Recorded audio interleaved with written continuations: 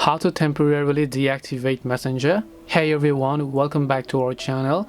In this video we are going to learn how we can temporarily deactivate Messenger, so make sure to watch the video till the very end.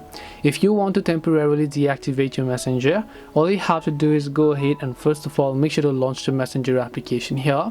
As you do that, tap the three lines option located at the top left corner of the screen, then make sure to tap the gear icon that you can find right over here.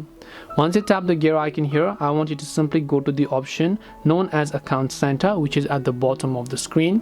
As you go to Account Center, go to Personal Details and go to Account Ownership and Control, select Deactivation or Deletion. After that, simply make sure to select your Facebook account here. As you do that, select Deactivate Account, tap on Continue, and your Messenger account will get successfully deactivated. This way you can temporarily deactivate Messenger. Hope this video was very helpful. If you have got any questions, feel free to leave them down. Thank you for watching and see you in the next video.